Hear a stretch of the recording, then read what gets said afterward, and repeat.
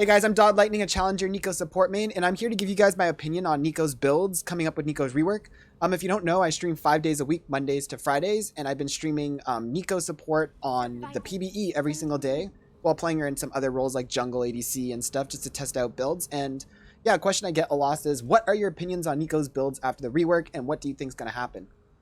So yeah, actually we'll add into this video my opinions on Neeko's state also, and I'm going to put that on the second half of the video. So first half will just be on items, and second half, if you make it to the second half, like, comment, subscribe.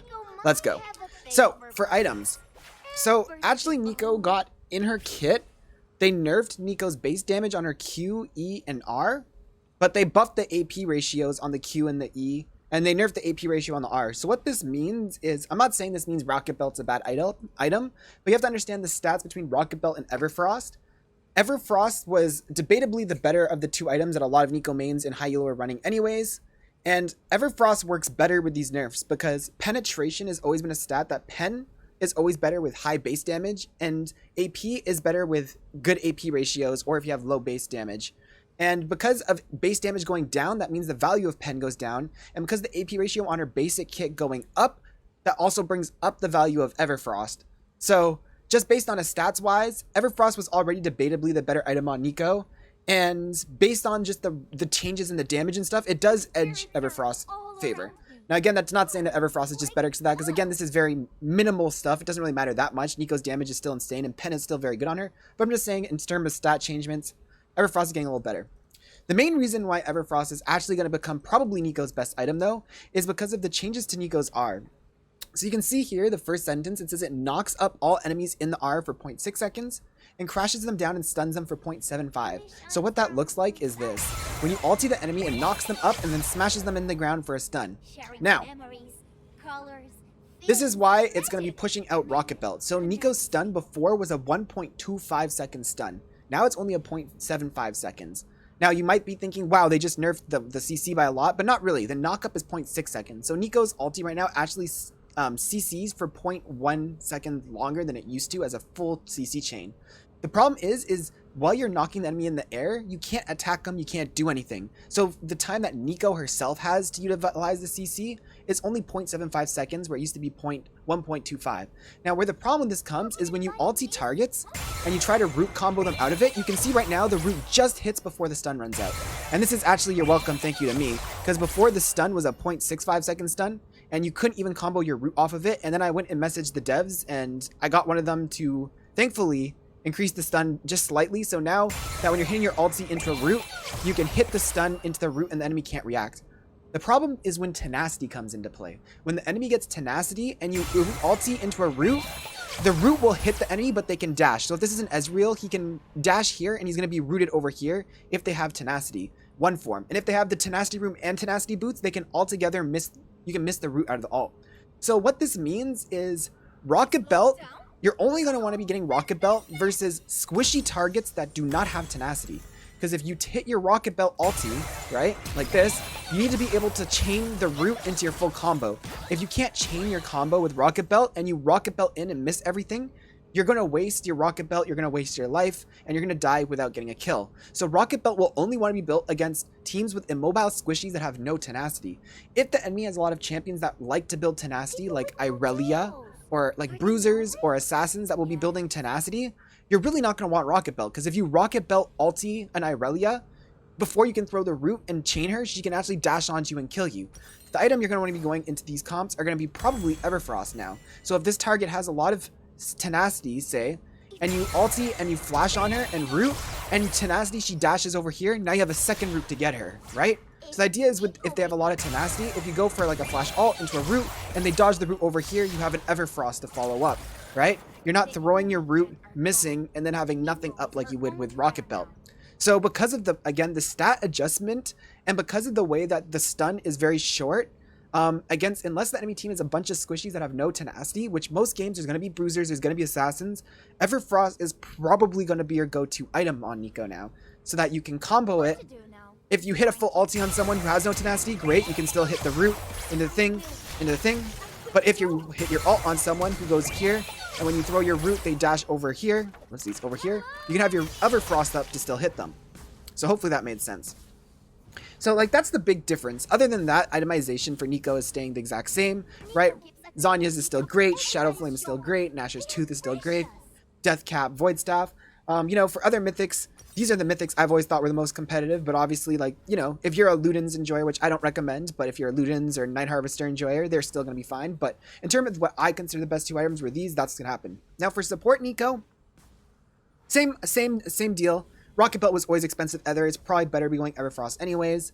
And for these mythics, again, you can go lock it. It's okay. And even Shroud is still fine as an item if you really want some magic resist or the enemy team's really tanky and you want to damage amp. Again, another thing to note about this is because this gives you 0 AP and it increases your damage by 10%, this item scales off of base damage. So the fact that your ulti does less damage base, your E does less damage base, your Q does less damage base, that means your even Shroud basically is going to be doing less damage on its first item spike, but realistically you weren't building this item to do maximum damage anyways. So yeah, even Shroud is still a viable item for support.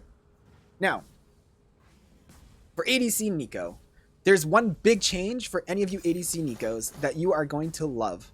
So Phlox, the guy working on the Neeko Midscope, has made sure to fix Rageblade. And a lot of people are going to get confused and start messaging. Let me turn this off so it's not annoying.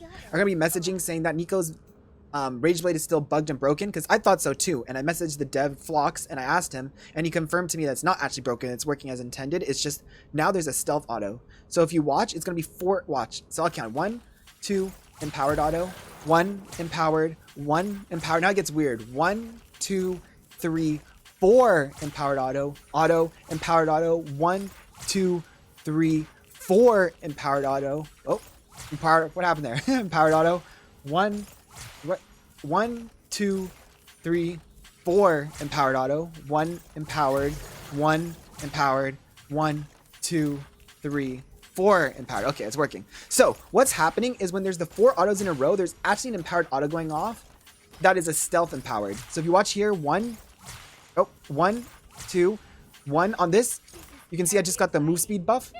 So even though it didn't do an empowered animation, it's actually getting a hidden empowered auto. So you're actually getting the empowered bonus autos off, right?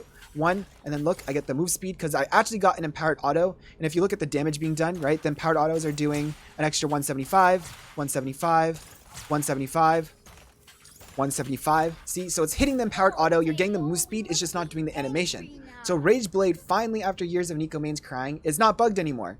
And what does this mean for Neeko going damage builds? Well, for real, I've been testing the damage, and for a while, it's been pretty consistent. Everyone agrees that Blazing King usually is the best rush item on Neeko ADC.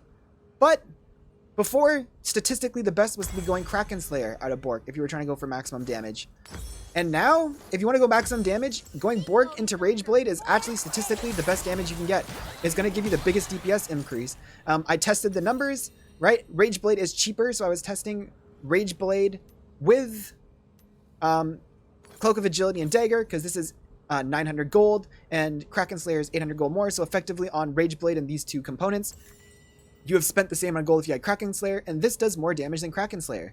So Rageblade second into Kraken Slayer third might be the build. And one thing that's really nice about this is it gives you more time. I've always been a fan of mythic items being built later into your build so you can pivot. So it's like you get to your third item spike and it's like, oh no, there's like a super Giga Fed Akali who's one-shotting me every fight. Well, good thing I didn't rush Kraken Slayer early, because now I can get Shield Bow, right? Or, oh, their tanks they've got no assassins fed, but you know, their frontline bruisers are fed and they're unkillable. Well, now we can go Kraken Slayer. So it'll give you time to pivot your build.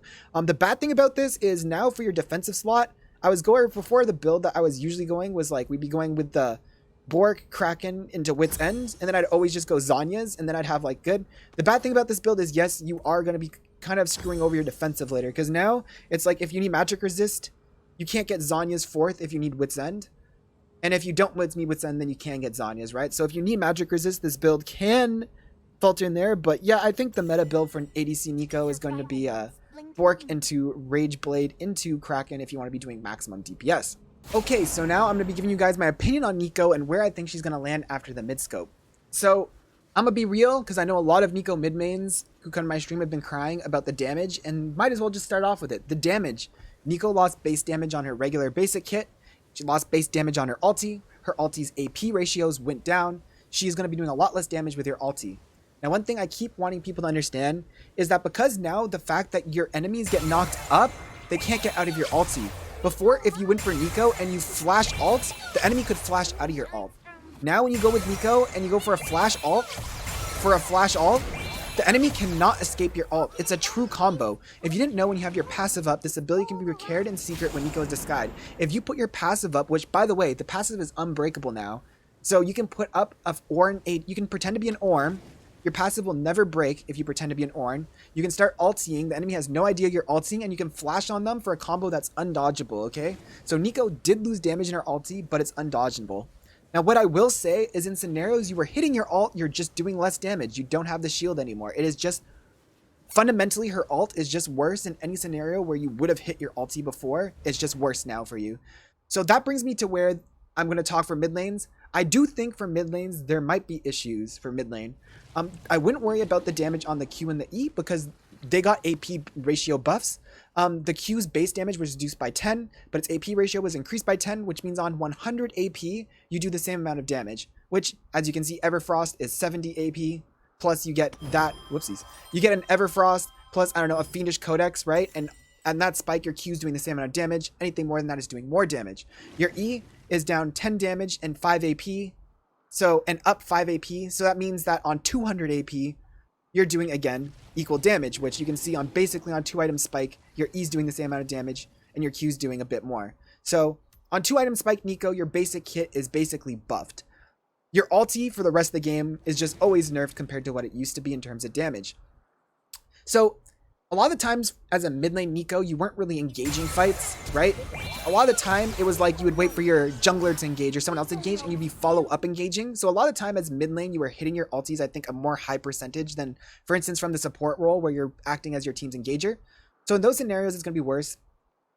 You might also notice on side lanes, on those 1v1s that you were barely winning, that it might be hard to get those 1v1 kills, but at the same time, it's hard to really judge, guys, because on the side lane, being able to hit, again, the knock-up and guarantee the rest of your combo into the target and maybe walk away and run, and if they try to chase you, you still have Everfrost. So I will say that I think as a whole, Neeko is stronger, but I will say that the Midscope helped Neeko mid the least because you did lose a lot in the basic kit, and a lot of it was coming for something that was Neeko's passive. You can turn into minions, you can turn into stuff. But the thing is this new mechanic where you can turn into like different units on the map, it doesn't help mid lane as much as it does other roles. And the reason is because as a mid laner, it's hard for you to leave. If you want to do it like a lane gank bot, and you have to, like, usually it's like, oh, as a mid laner, you want to gank and you want to walk down river and gank. You don't want to be wasting time. You don't want to have to walk down over here, right? And walk down onto the side lane like this. And then wait for the minion wave, and it could, like, we got here right in the minion waves here, but like realistically, you know, we could get here just miss the minion wave when we get here, and now it's like, okay, well, we have to wait for the next minion wave to spawn, and like all that time you're wasting for minion waves and trying to sneak in with the minion wave, and then the gank could just end up failing because maybe they count the wave and realize you're the mid laner, you're losing plates, you're losing CS. You can't really abuse it as well from the mid lane, right? For like plays. The clone is now controllable. This is nice, but again, from the mid lane, it'll help you in some matchups for sure. I've noticed, by the way, it's really useful. For instance, if like, you know, an Ahri ults Forge and throws your Q, and you dash, you can then move your clone and then hold it. Ahri can't charm you. You can block, you know, people's CC by directing your clone. So this is nice. But again, support gets more use out of it because they're the ones who are going to be roaming. And if you can pretend to be a jungler and throw a clone in like this as a jungler and like, you know, do something.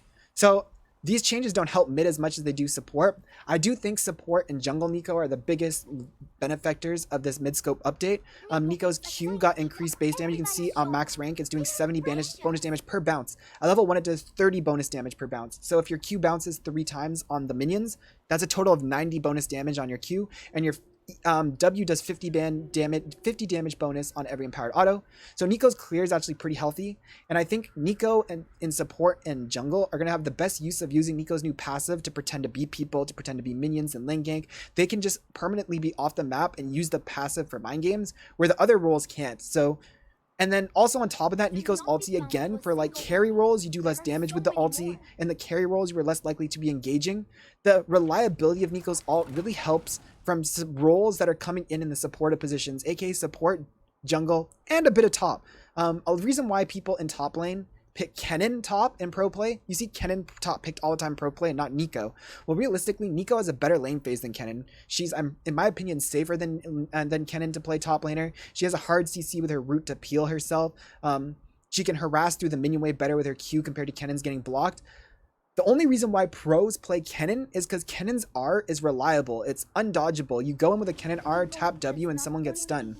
Neeko's R is getting that too now. So I think Neeko for pro play could take that position as the AP top laner instead of Kennen. And that is because for support, jungle, and top, now you are a reliable engager. Again, you can put your passive up, the enemy has no idea you're casting ult, you flash on them, hit the root into Everfrost, chain CC for a year, right? Neeko is now a great engager, and these things don't necessarily help Neeko in the mid lane as much, because Neeko in the mid lane wants to be a side lane duelist, right? She wants to be someone who's usually in the mid lane a bush camp, catching people rotating. She wants to be following up a lot of the time on other people's engage, and these things aren't really going to help her for that, right? For finding bush camps, she's just going to be doing less damage, so she's less likely to be able to burst them. On the side lane, again, she has less damage. She's less likely to be able to 1v1 her opponent and get the kill on them if they have any sort of sustain. So, yeah, I mean, I'm not trying to be too negative. Overall, Neeko, I feel like I was just super negative for a while there, by the way. Neeko is hella buffed. Even for mid lane, Neeko is way better than she used to be. She's a better champion. I'm just saying that mid lane got the least benefit compared to other roles. I think mid lane is the most likely. If Neeko comes out being really OP, like Neeko's at this power, right? For like support or something, Neeko mid will be at this power. And hopefully Riot sees that, oh, Neeko's OP. And hopefully the way they nerf her is they nerf the ways that nerf support and jungle, but they don't really nerf the ways that she is mid. I hope they don't just go, oh, Neeko's OP, and they just like nerf her damage because, you know, okay, it brings Neeko support down, but that brings Neeko mid down too. So hopefully if they see Neeko's like kind of OP, maybe they reduce the root CD, the like CD on the root by like a second up to make like, that'll affect support roles more. Or maybe they like, you know, on the root, they make the root just have like a lower CC. I don't know what they can do, but I'm just saying like, Neeko mid will probably come out feeling pretty balanced. They're not going to be doing as much broken mind games with the minions, right? They're not going to have as much damage as they do currently on live. So mid Neeko's probably come out in the more balanced position, where support with the more reliable engage being able to do things will maybe come out on top. So yeah, Neeko either way in all positions is going to be kind of broken on release. So hope you enjoy her. Again, check out my stream, like, comment, subscribe, and see you guys when I see you guys.